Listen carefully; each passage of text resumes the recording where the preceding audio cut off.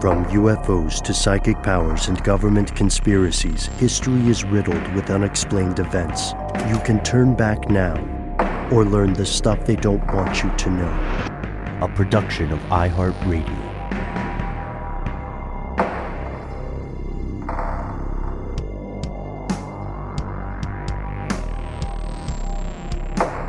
Hello, welcome back to the show. My name is Matt. My name is Noel.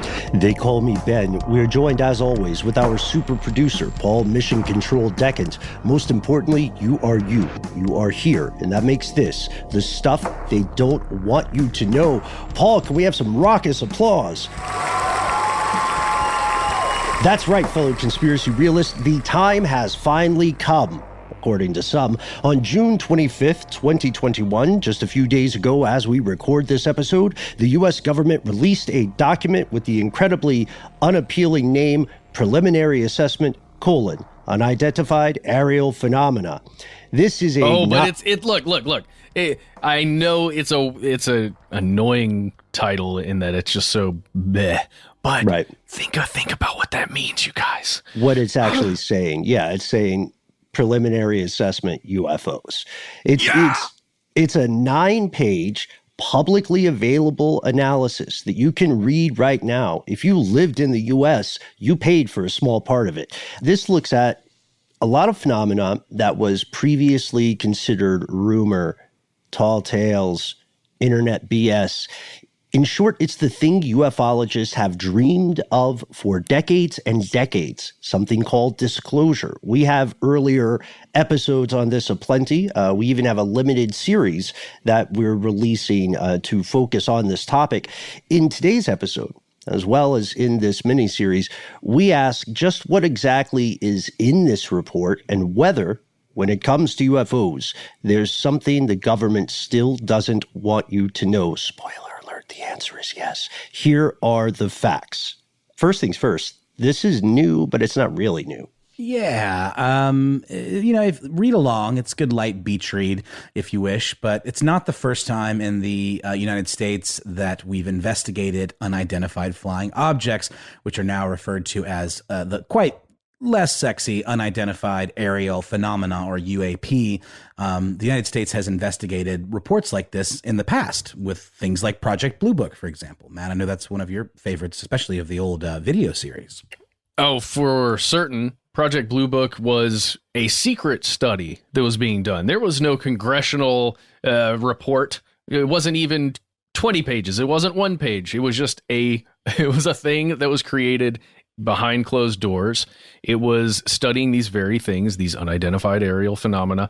The United States Air Force were the folks behind that one. It went from March of 1952 to December of 1969. So it had quite a nice little run there. But guess what? That also wasn't the first time they looked at UFOs. Right. So to be clear, Project Blue Book was some of the encounters that the public had with researchers for Project Blue Book doubtlessly lent credence to the legends of the Men in Black, because someone who is vaguely with the government really wants to follow up on that thing you said on the radio or that thing you told the local paper about, and then they're ghosts, they vanish. Maybe decades later, you learn about the small role you played in this. Well, that's because you've been mind erased, right?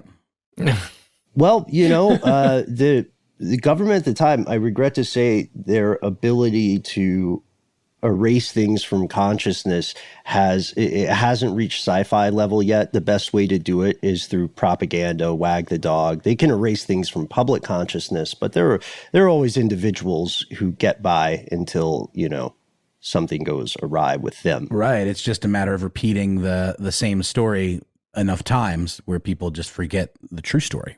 Yeah, indeed. Again, as far as we know, they don't have that tech. Right. As far as we know.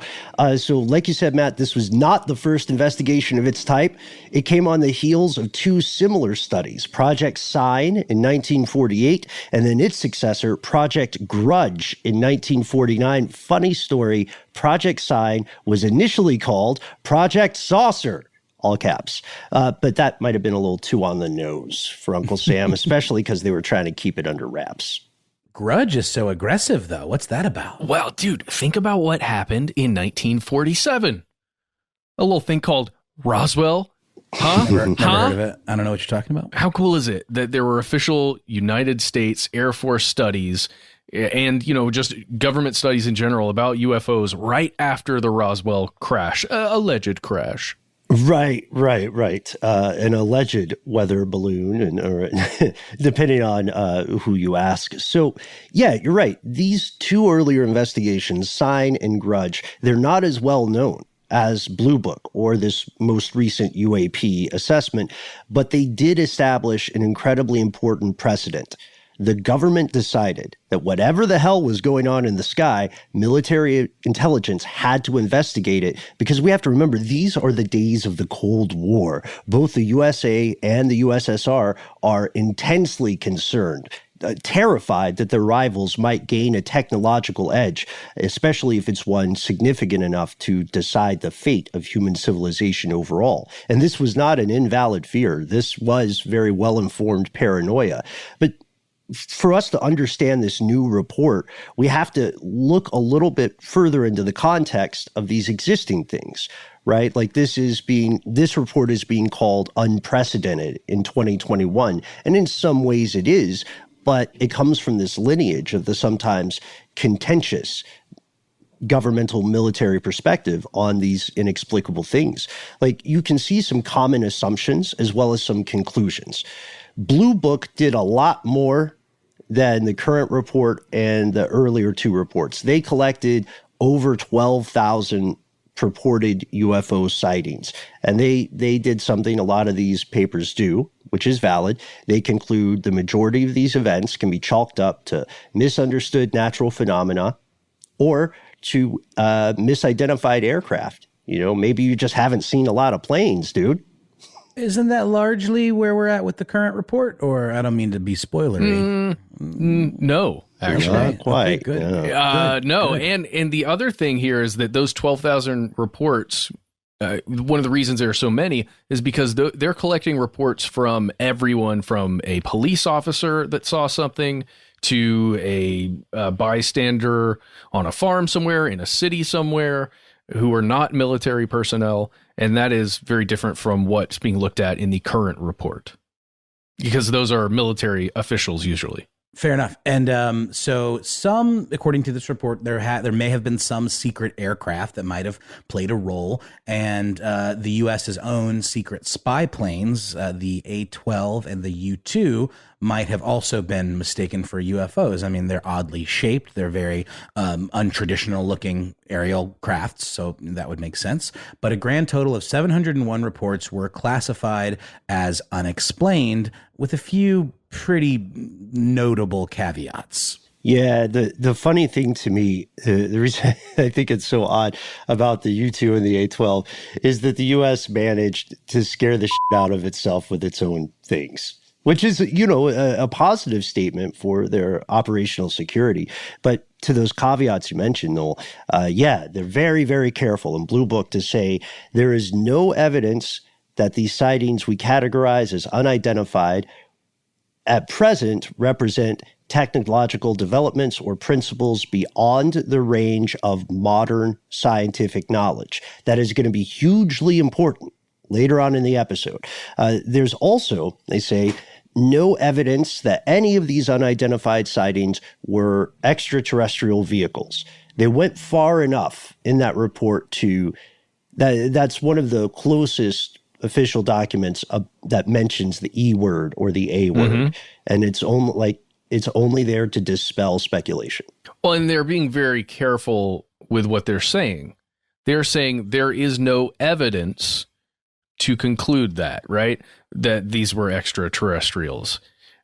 So they weren't able to, it's not as though they're saying none of these were extraterrestrials. They're saying we have no evidence that would point to that. Right. And think about what that would mean. Like, how would you actually have evidence that one of these things is extraterrestrial craft?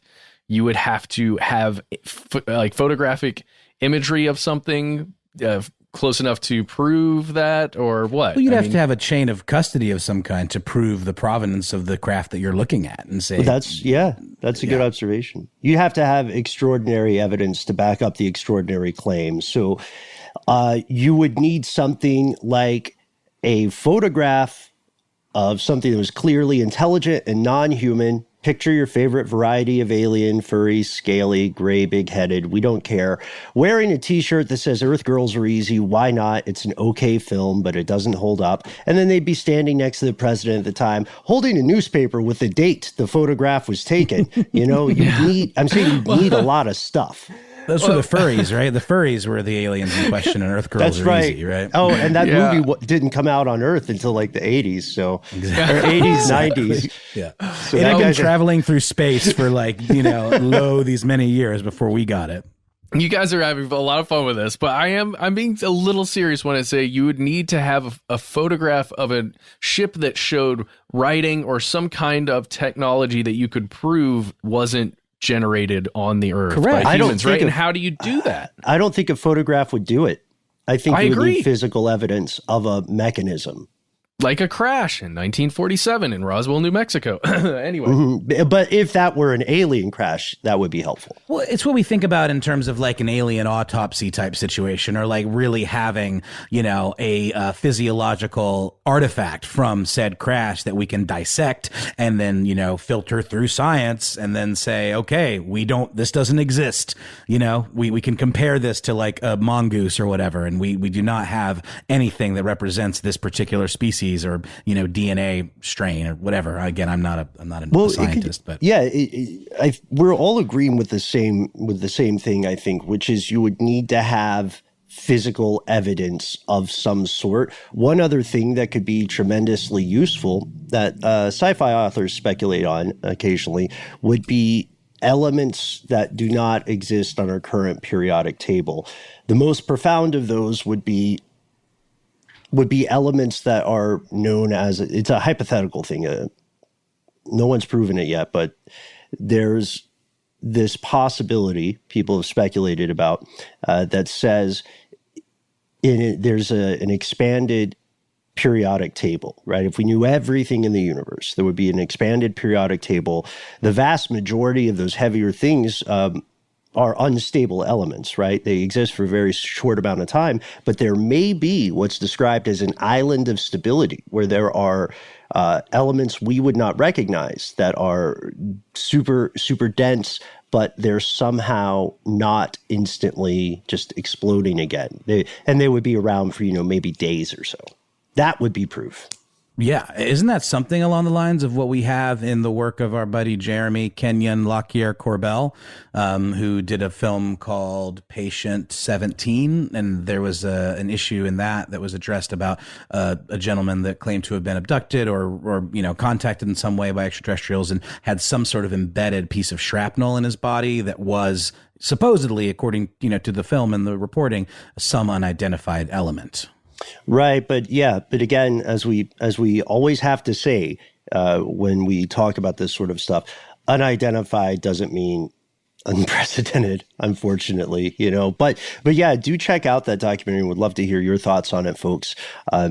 As the years wound on since the Blue Book days, more and more, and since it was declassified, more and more people embellished this tale, or they claimed it was a red herring to distract folks from any number of alleged unproven conspiracies, such as the wonderful story of MJ-12, the Majestic 12, the purported secret organization of scientists, tycoons, and top minds who met with the president, learned aliens were real, and tried to figure out how to deal with that in secret. That is such a cool story. I love it. Yeah. I love that one. But so it seemed like consigned to history books, right? An anomaly, a good History Channel special every so often. But something must have changed. Blue Book, Sign, and Grudge didn't stop because reports stopped. They stopped for other reasons, like the inability to find hard proof for the detractors, or the lack of further information or analysis. They all ended up kind of shrugging their shoulders at the end. But then in 2007, the government resumed investigating UFOs through the formation of just folks, heads up, there are going to be a lot of acronyms here. We're sorry, that's government writing, not us. The formation of something called the Advanced Aerospace Threat Identification Program, or ATIP. TIP. It almost sounds like the AARP or something. It's not a couple letters off from that. It's kind of like that. I'm just joking. Well, I mean, it's when you consider who's involved. Yeah, exactly. It's created by then Senate Majority Leader, Harry Reid. And he had some help from some other colleagues, Senator Ted Stevens and Daniel Inouye. This is interesting because the two-party system was still pretty divided at this time, obviously, perhaps not as much as it is in the current day, but this was a bipartisan initiative. There were people on both sides of the aisle who probably didn't agree with each other about much of anything, but they did say, okay, let's figure out what's going on. And we've got a neat little retrospective clip here from Harry himself, Matt, that you found. When I started talking about this years ago, people made fun of me, and even my own staff thought I was crazy in talking about it. But in hindsight, I'm glad I did. So, yeah, he's saying pretty explicitly that he encountered some stigma for his interest, and stigma will also become important in Act 3 of today's episode. So, and just to point out, it's because since 1969, from that point up until 2007, it was very much treated like this is a sci-fi concept. This is fiction. There's no reason to put any kind of time or money into this whole thing with unidentified aerial phenomena or UFOs or whatever you want to call it. ETs aren't real. Let's just move on. From 69 to 2007. And then, a group of senators who represent us, who we vote for, went in and they did it, man. Well, that's pretty cool.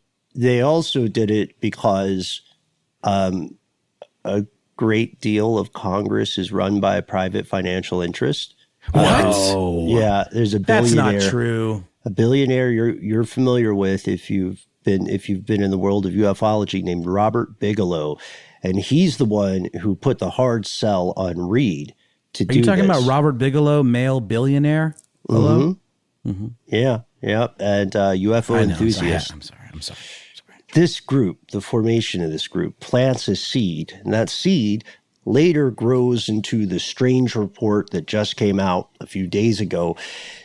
Interesting note, you've probably seen interviews with people like Luis Elizondo and so on, and he was running this for quite a while, and he is, to his credit, he's pretty transparent about what he did, what the program did, and where he thinks things could be improved or what lessons were learned.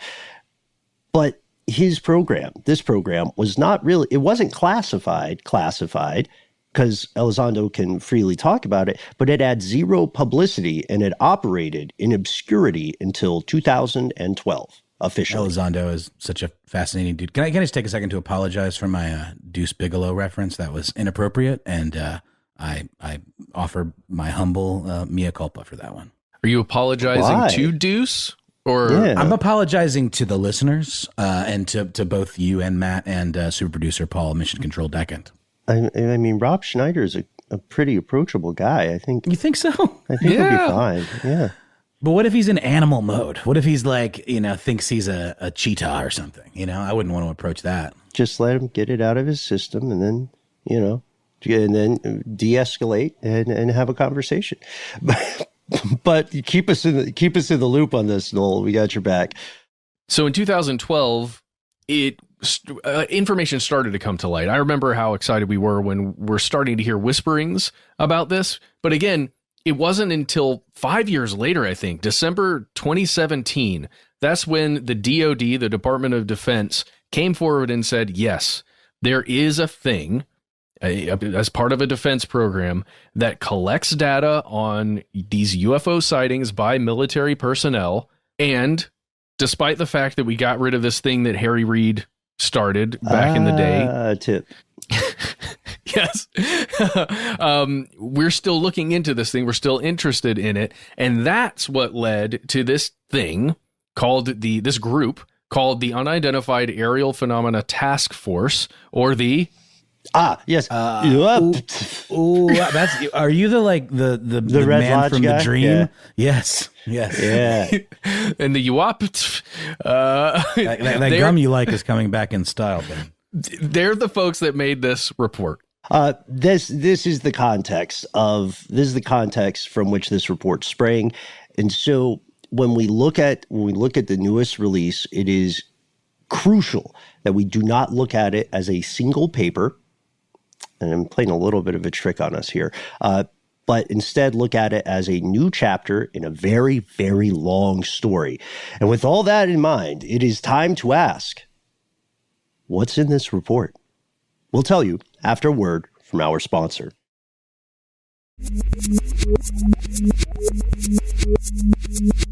Here's where it gets crazy. There are actually two reports. You can only read one unless you are a member of Congress. One of them is classified, was only given to Congress. So what you're hearing about when you're reading the news or you're listening to shows like this is, in fact, that second declassified report. It's, like we said, it's only 9 pages. Its brevity has been a source of contention in the UFO community. And when we say the UFO community, we're talking about a huge swath of opinions and perspectives, from diehard proponents of specific narratives to hardcore skeptics of anything that bears a whiff of woo, which is, in the skeptic world, woo is what you call nonsense. A woo whiff, you say? A whiff woo, yes. Oh, yeah, okay. Yeah. Whiff woo. This makes me think of, like, sorry to go pop culture analogy, but like Frank Ocean had this record that he was supposed to release, and it was going to be this big record for the label that he was on. So instead, he released this kind of underwhelming, sort of artsy record, and then that fulfilled his contract. And then the next week, he released the real one, which was Blonde, and it kind of got him sued. But it's pretty clever. It's like, here, you guys, here's some red meat for you, glom onto this for a minute, and then we'll release the real one later. But in this case, I don't think that holds up, because I don't know that they'll ever release the one that only Congress gets to see. Probably not for a long time. There may be a redacted version somewhere down the line. But so this declassified version refers to 144 total cases. So far fewer cases than Blue Book. But, Blue Book was longer.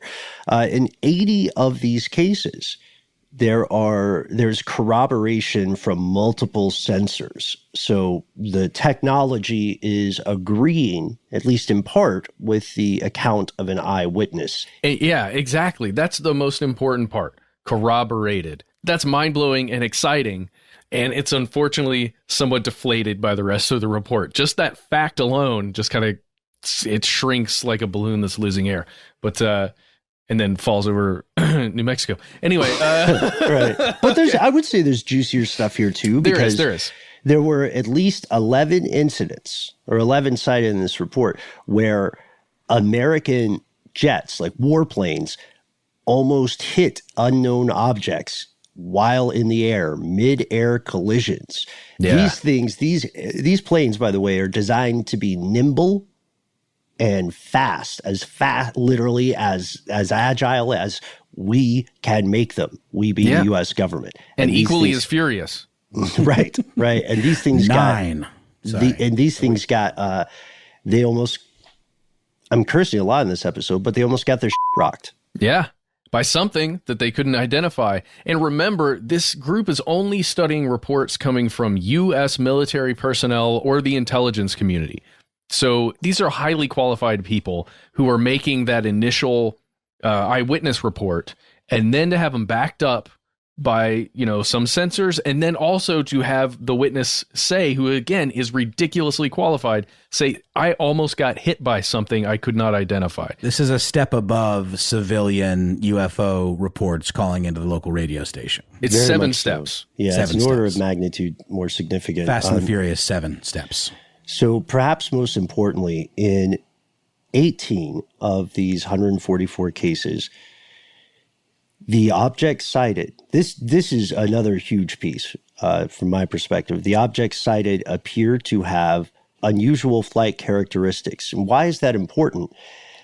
Well, it doesn't necessarily mean aliens. Obviously, the word alien does not occur in this report. Instead, it indicates the possibility of extant technology beyond the understanding of the U.S. military, which is the world's most dangerous, sophisticated, known military force. And until the military knows who created this, the nation as a whole is left in a tremendously frightening position. Which is interesting, and then such a differentiation from what we can typically kind of write some of these sightings off as, which is technology that the military is very aware of, but the civilians are not aware of. This is, again, quite a few cuts above that. Mm-hmm. Like shoe feet. Just so. Just like shoe feet. Mm-hmm. They're these shoes that make it look like you're barefoot. So to what end, though, Ben? To what end? Because like somebody might say like, oh, who's run off after this crime, this stamp heist? And they're like, it can't be that guy. He's barefoot. They still won't give you service.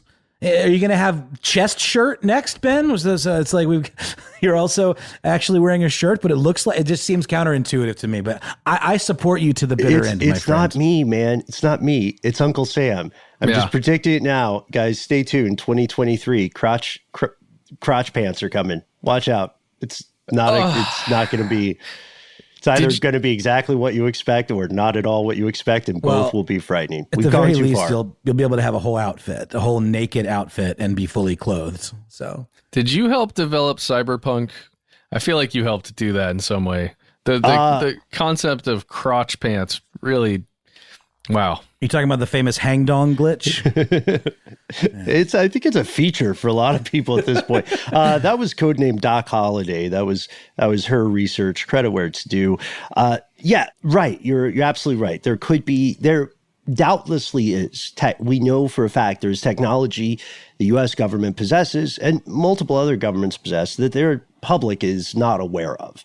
And that doesn't necessarily mean it's all amazing or it's all nefarious. It could just be a few years ahead of, the kind of smartphone you can buy today. Slightly bigger thumb drive than we have available on the market currently.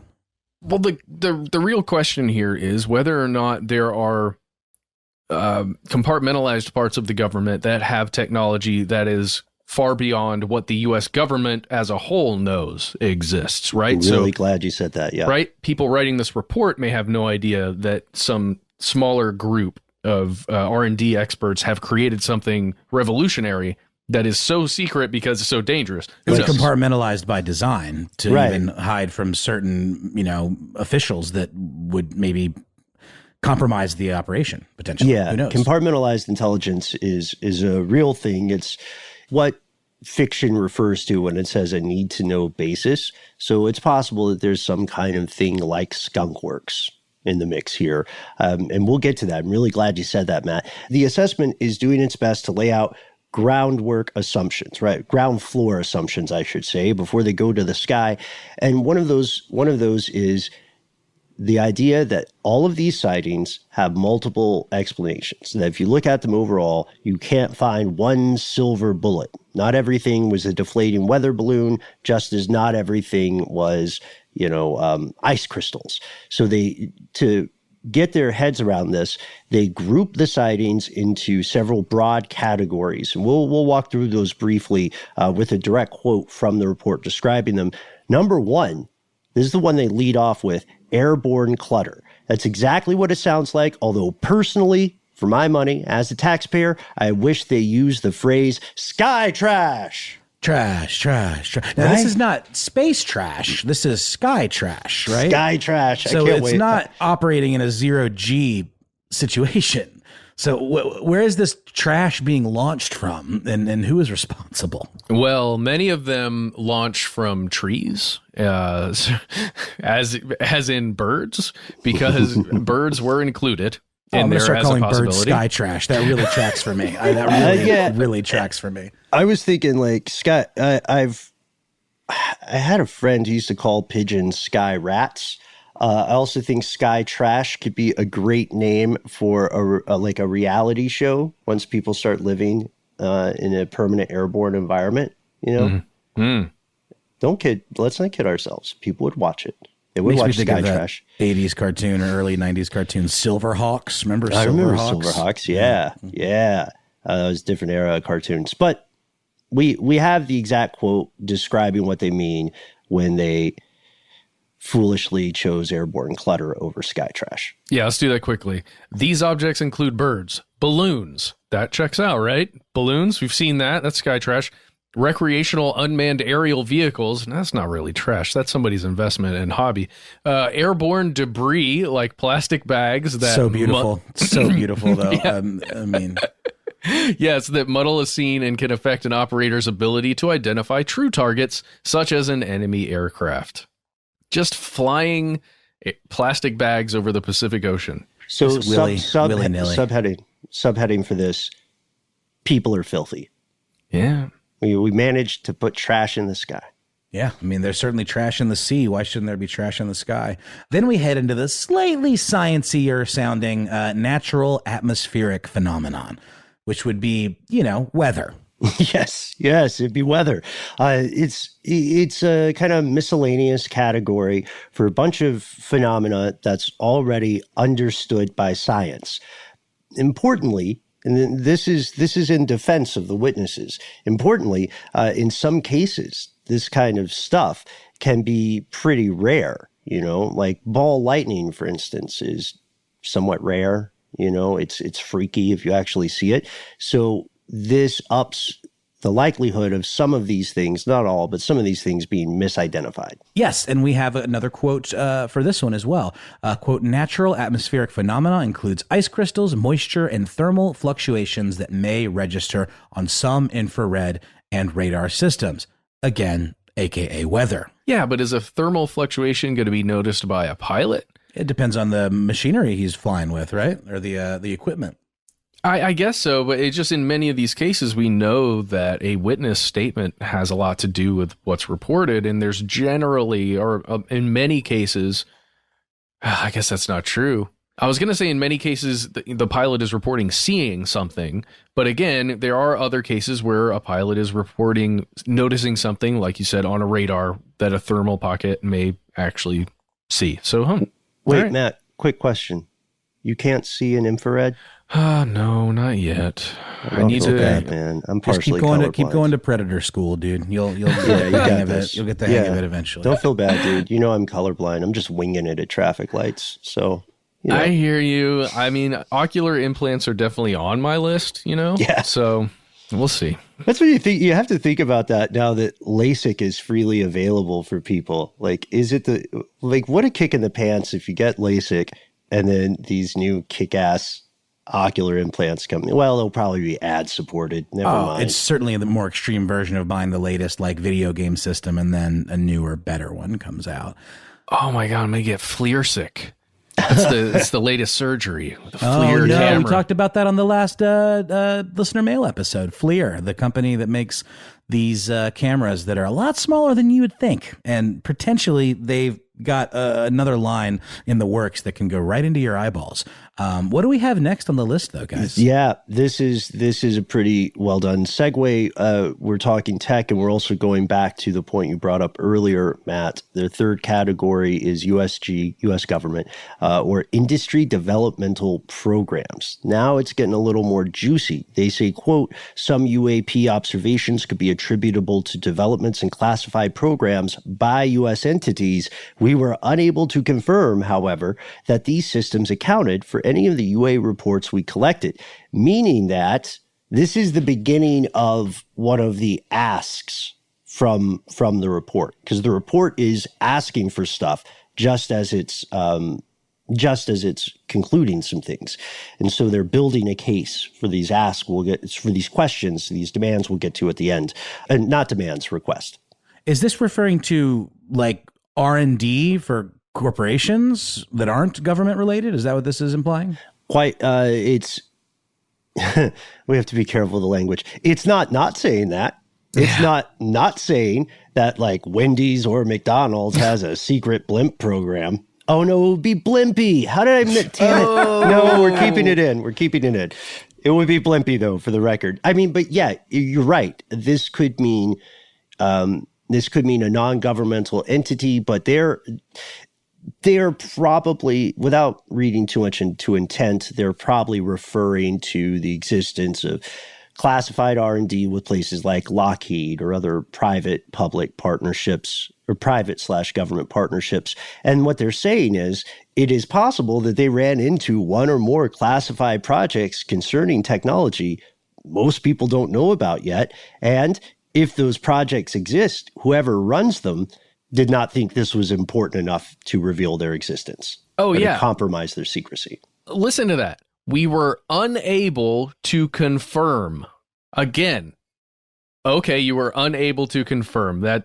Yeah, that's not, you're not saying anything here. Do you think this is one of the more telling passages in the report? It is one of them. Yeah, it is one. I just love to picture like someone calling on the phone to some shadowy office building or warehouse somewhere, and they're like, "Hello, this is blah blah blah from you. Can you confirm that sighting number 132 is indeed evidence of Project Shoe Feet?" And then they're like, "Wrong number. Click." That could have happened. Probably not with Shoe Feet, but it could have happened. But we also know that the government can get all up in your business if you have a patent that threatens national security, right? Or so it's interesting that they didn't go further into that.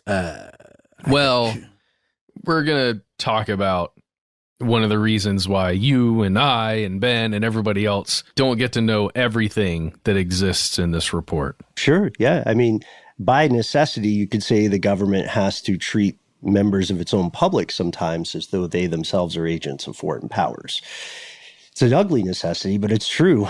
And that brings us to the fourth category they have. This is probably one of the more frightening ones: foreign adversary systems. This is what politicians like Marco Rubio were talking about. And it rightly frightens a lot of people. They say specifically some unidentified aerial phenomena may be technologies deployed by China, Russia, another nation, or a non-governmental entity. I should have mentioned that earlier. Such a tricky phrase. Non-governmental entity. Literally anything that is not one of the 197 something recognized UN nations. That's a lot of stuff. That's stuff like, that's stuff like Unilever. That's sure. Whatever Johnson and Johnson. Yeah, whatever the biggest companies you can think of are. Any of the private space companies, that's specifically what I'm thinking about. Oh, yeah. It's a really good point, Matt. Yeah, that's a great point. And so why is this disturbing? Well, it's because the U.S. spends a ton of money, blood, and time trying to stay as up-to-date as possible on the capabilities of rival powers. And we're not, go back to our phone call example. This isn't just a case of some asset calling U.S. authorities, right? Somebody who's working at a factory somewhere else and calling authorities and saying, hey, so-and-so has invented a new kind of ballistic missile, a new kind of ICBM, so watch out. It's more along the lines of a bunch of different people in the U.S. intelligence ecosystem saying hey, we've been monitoring this professor's work, their latest research, their recent travel, and we also noticed, and they start to do kind of a Charlie Day thing, we've also noticed that there's an increase in imports of, whatever, and a retooling of this factory that had previously been mothballed, and insert this fact and this fact and this fact, and then they corroborate it and they say, we predict country X is working on, a ballistic missile of blah, blah, blah type, and unless we do anything, they're going to have a prototype in about 2 years. It's predictive. That's how the system's supposed to work. Yeah, that's not terrifying. I mean, it's also comforting, but it's terrifying. It's comforting. It's terraforming.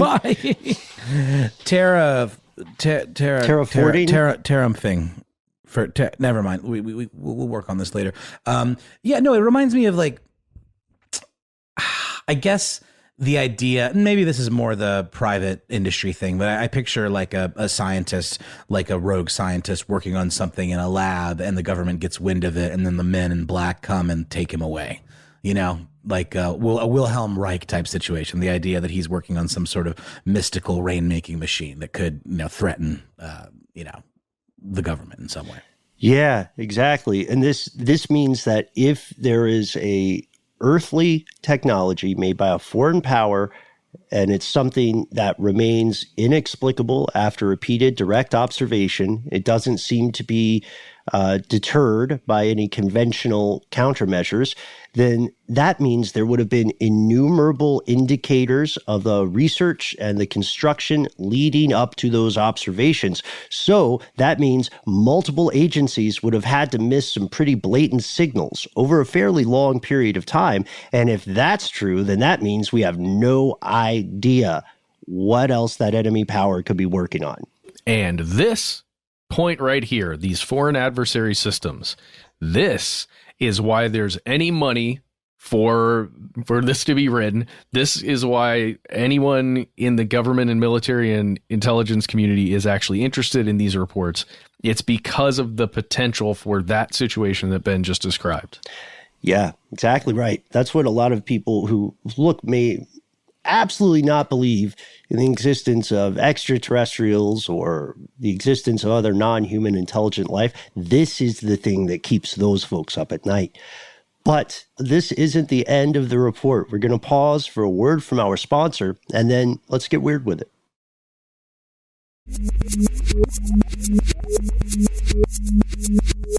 And we're back. There is one more category. My favorite. Yeah, mine as well, Noel. It is other. Other. You knew it was coming, folks. Other. That's right. Just like Project Blue Book, this report keeps an empty seat at the explanation table, and they are incredibly careful to never say alien, to never be like little green men or anything like that. But other could literally mean anything. So my pitch is, what about sky wizards? Can we just please have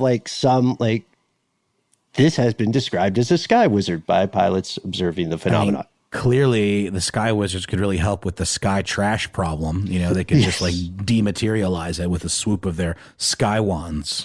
So lame. I went through this thing where I was just writing down funny phrases that had the word sky in them. Those are the two that made it: sky trash and sky wizards. I love it. I want archons though, like energy beings. Yeah, I want that. I want archons, just made of pure glowing light. Yeah, they're really, really good at destroying Zerg structures. I don't know. That's what I generally am aware of them for. I thought you were going like archons from the Invisibles, from a microscopic universe. Oh, no. I was firmly in the StarCraft universe. Okay. No, I was wondering which nerdiverse you were playing in. We're in all of them. We're in a nerd multiverse. But let's take a look at how this report tackles its most controversial category here. Well, it frames it up in a way that they hope, I imagine, we can wrap our tiny, civilian brains around. It says, quote, although most of the UAP described in our data set probably remain unidentified due to limited data or challenges to collection, processing, or analysis, we may require additional scientific knowledge to successfully collect on, analyze, and characterize some of them. We would group such objects in this category pending scientific advances that allowed us to better understand them. Whew. The UAPTF intends to focus additional analysis on the small number of cases where a UAP appeared to display unusual flight characteristics, remember from earlier, or signature management. Now, Ben, signature, this is like thermal, right? Like what it's putting off, what kind of energy it's putting off, right? Yeah, this refers in general to the idea that some of these things, some of these like objects, you could call them, were emitting interference signals, or they were emitting stuff that the jets, the aircraft, the known aircraft could detect, and that the way these signatures may have been deployed either to obscure their appearance on sensors or to impair the functioning of those sensors something about it may have appeared purposeful. They're not going to explicitly say that. The scariest thing here is that one sentence they put in the middle: we may require additional scientific knowledge. Mm-hmm. Yeah. Just like Blue Book. That's why we said this would be important. We got there. They're saying humanity, or at the very least, the humans of the entirety of the U.S. government don't know enough about science to explain what's happening. That's unfortunately pretty anti-Sky Wizard, but I think it's a profound point. It's an incredible admission. It's almost like saying we don't know enough about life on Earth to explain or disprove the existence of God. You know what I mean? It's a very interesting line, or it's a very interesting statement of a thing that I think we all know exists, but it's not something you typically see the government copying to. Yeah, it's literally, this thing is advanced beyond our understanding of this moment, of current understanding for us, at least on this team that are generating these reports, right? Or on this team that's generating this report, and on the people who are observing these things. At least those 18 that had weird flight patterns and whatever other handful that was doing the signals stuff. I think that's as close as we're going to get to somebody's visiting us, right? Right. Yeah, and they're also importantly noting there's a very small sample size available. They have a lack of the data that they would ideally have for all these reports, but they're admitting there is a mystery afoot. And that is one of the biggest revelations of this report. They go into detail about it. This is the moment you should freak out, by the way, if you are a fan of disclosure. They say some UAP appear to remain stationary in winds aloft, move against the wind, maneuver abruptly, or move at a considerable speed without discernible means of propulsion. In a small number of cases, military aircraft systems processed radio frequency energy associated with UAP sightings. That's what they mean by signature management. And then they start to come to some conclusions. Perhaps most importantly, they explicitly say that whatever this is, it poses an active hazard to flight. Means that some of these are physical objects. These are not just misidentified pretty lights in the sky. And then they say there could be a broader danger if they represented sophisticated, unstoppable surveillance of military activities. But on one good note, they say, well, it's kind of a good note. It goes back to your earlier note about language there, Matt. The report finds no evidence so far that UAP are tech from a foreign power. And then it cites constraints on its ability to properly investigate the sightings, offers suggestions on how to improve the research. So we say what to improve. Now we get to the requests that they have. Yeah, and they do have some requests, and we can probably argue a little bit about how actually needed these things are. But I would just money. I would just want to say, in the report, they do point out that many of these sightings occur around active military operations and or tests and practice runs and these kinds of things. Again, likely because, and they even say this in the report, likely because these are military personnel. So when they've got a jet out running a test flight or something, that's when they encounter something. Or if they're doing some kind of war game, that's when they encounter something, because they're actually out doing stuff. They're not just, sitting on a base somewhere with some binoculars. And my whole point here is just to say that it would make sense that it would be considered more threatening by the government because these things are occurring when military operations are occurring. Does that make sense? Yeah, it makes perfect sense. So they see a clear potential for danger, right? And everything that they indicate or allude to really makes you wonder what's in that classified report. So here's what they want to improve. And they were public with the stuff they want. They want better reporting standards across all the armed services. They want more consolidation of data, and they want deeper analysis. They want aviators to have less stigma about reporting strange stuff in the sky. And they also want these aviators not to halt test or training when they see something unusual, but to keep eyes on it and come back with as much information as they can. That's a behavior that would have to be learned, because, in general, when you see stuff like this, you're probably going to halt what you're doing, right? Yeah. And this is a huge deal, removing the stigma Because that's one of the major reasons for a long time in the military why you just wouldn't talk about it if you were a pilot and you saw something, is because you would get ridiculed and who knows, maybe even in trouble because you're not seeing things clearly or you're seeing things that aren't there. It's just if we can get rid of that, then we're going to get a lot more than 144 reports real fast. True. And there'll be reports of the same caliber, right? These will be from experts, from professionals in the military. They also, I thought this was pretty smart. They also want to expand data collection and analysis through algorithms. So being able to run analysis that allows them to locate UAP hotspots or clusters, if those exist, and then to identify like a baseline measure for unusual stuff. And that's hugely important because that would let you know if activity was picking up. And then, of course, money. I mean, we're not joking. They want money. Like a lot of government initiatives, they definitely need more funding. And they propose 3 plans: a UAP collection strategy, an R&D technical roadmap, and an overall program plan to help figure out where that money should go. And it sounds like a bit of a cash grab, sure, but it's not unfair because those steps that we just outlined need a ton of coordination, need a ton of funding, and each thing they need comes with a price tag. And that is where the report leaves off, right? There is a need. And we know we can make a plan for our next steps, but we need support, we need funding, we need more information. And when we get to the question of what happens now, well, the figurative UFO is still up in the air. These things, whatever these UAP phenomenon or reports are, they probably didn't stop. It's not like they just petered off.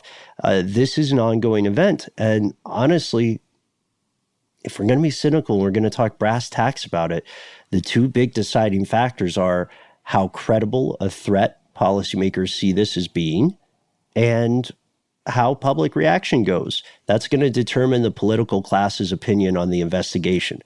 As much of a bummer as it might be to admit it, that's not really a bummer. If supporting further research feels like a ticket to re-election, yeah, most politicians are going to support it. You could say that's depressing because it's clearly self-motivated, but it's also representing the will of their constituents, So can we really fault them? I don't know if we can. No, I don't think so. But the biggest takeaway for me is something that George Knapp really hit on when he was reporting on this for, I can't remember what it was for. I know it's a Las Vegas. It's 8 News Now in Las Vegas. That's where he's reporting. And he's from Mystery Wire. You may recognize the name George Knapp. But one of the big things he pointed out is that this 9 pages or 6 actual pages that we got to look at, that we'd mentioned at the top of this, are nothing compared to the 30 pages that Congress got. And if this thing does get funding and this program goes on for, let's say, a decade, man, fingers crossed, let's say a decade, imagine all the information that would be gathered. And then we'd get at least an 18-page report. Why do they owe us the 9? I mean, owe is a strong word, but like, what compelled them to give us the 9-pager in the first place? Other than Senate. Like leaks over, right? But I mean, that's it. It's just literally like, okay, people have questions. This is like a public issue, an issue of public concern. We need to tell the people something. It was a piece of pork in one of the bills that got passed for COVID relief. Correct? I think that's why they had to give a report. Yeah, they were mandated, given a time frame. It's not as it feels like a good faith effort, but again, we're in the same boat as UPT because they're saying they don't have enough information. Yeah. And that's what we're saying too. And Knapp is absolutely right. You have to wonder what's in the classified report. There may be specifics in there that change the course of conversation, but it's tough to guess whether there would be anything in there that would be considered revelatory by the average member of the public, right? The classified report, what's most likely is that it contains other classified information about U.S. sensor capabilities. That's something the average member of the public probably wouldn't care about, but something that intelligence in a foreign country would be very interested in knowing. And then surveillance methods, maybe possible secret technology, classified technology, or maybe it's just there are specificities unredacted about the individuals reporting, their names, things that they probably don't want to have released to the public because they don't want ufologists hounding them at home. You know what I mean?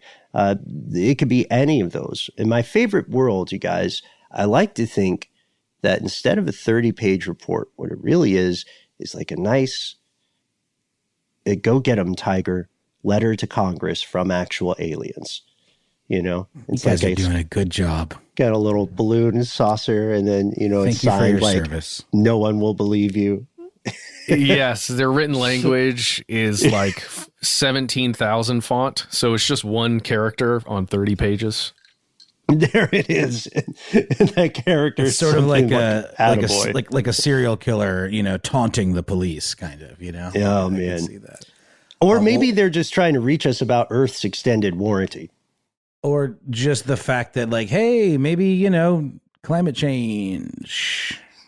I hope it's written exactly like that. Mm-hmm. Oh, wow. Or they're paying the billionaires to convince all of us to go to Mars so that they can have Earth. That's what it is. What I love about this plan is how straightforward it is. Yeah.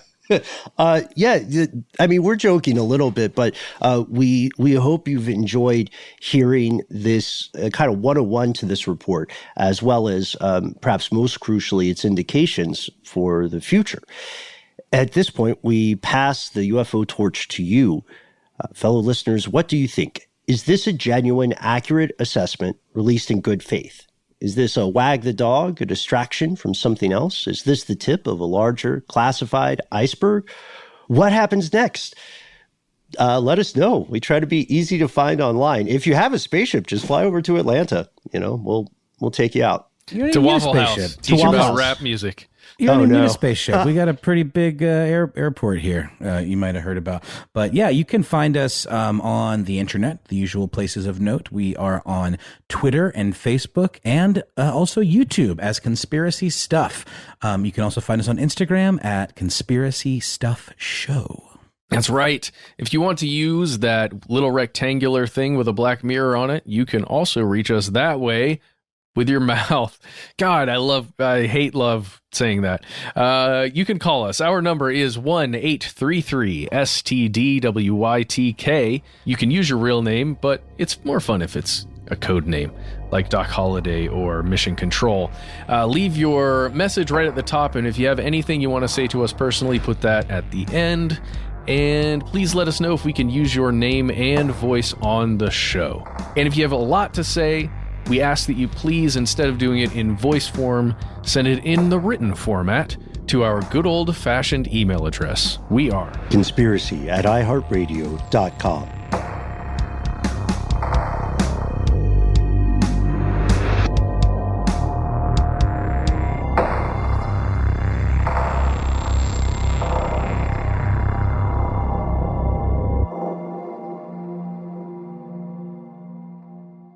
Stuff They Don't Want You to Know is a production of iHeartRadio. For more podcasts from iHeartRadio, visit the iHeartRadio app, Apple Podcasts, or wherever you listen to your favorite shows.